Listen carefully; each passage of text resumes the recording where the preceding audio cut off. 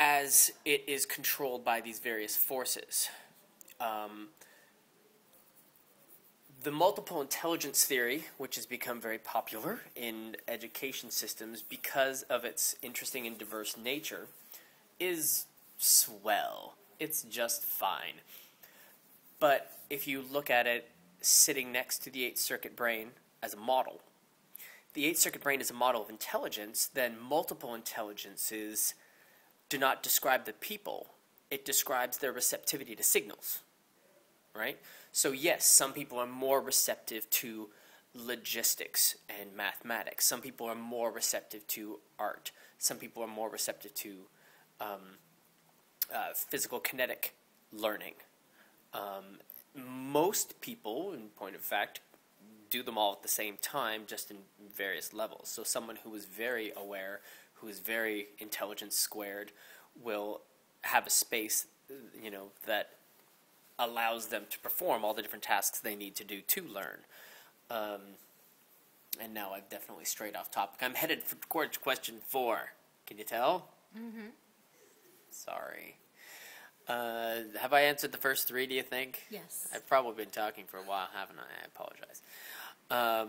What are your thoughts on Canada's educational system? How has it affected your life? What would you like to see change in the system? Maslow's hierarchy of needs details everything you need to know about our society, which is dumb, because they've lumped together what Leary and Wilson and Alley have all carefully delineated into 4 separate circuits. Maslow put it into one, self-actualization, right? Our society is not designed for that. The Occupy movement the debate over the Occupy movement is a wonderful example of it. People have this sense of duty, this sense of everybody should be working. I've paid this much, I've sacrificed this much, everybody else should be doing the same thing. That's not true. It simply isn't.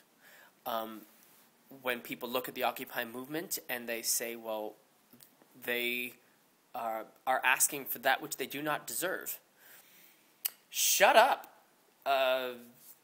That's a wrong way to teach a person, right? There are these 4 other circuits, and those 4 other circuits, somatic, spiritual, mythic, quantum, and again, if they exist, if, yogis and Sufis are not out of their minds, if sorcerers don't know what they're talking about, then it's fine. You can just go ahead and work yourself to death, and that's a valid life choice. But otherwise, that's not something you want to teach people. You don't want to teach people that they have to suffer to live. That's an incorrect way of thinking. And moreover, students know it. They're very aware. Just because they can in a society that others haven't been able to, that's creating a lot of conflict. But what we're seeing is what's called lack of investment. The education system needs a severe overhauling because the students are no longer invested. That which is important to those who created the system, efficiency, duty, honor, loyalty, all of these very good and certainly noble traits, and let's be really specific, traits that have helped other people grow in the past. They're certainly not dead, and they are not even dying, but it does have to be recognized that the people who valued those are not the people who are being born into today's society. Those things are not that which creates investment in the upcoming generations. The upcoming generations recognize the pleasure circuit. They recognize the spiritual circuit, and they want to know more. Can we teach them? Probably not, considering the generation that's passing us. The generation that shut down the, humanistic hippie movement. It might be up to them to teach themselves. But that's entirely doable. Creating investment is what really has to happen, and it is what has teachers mystified.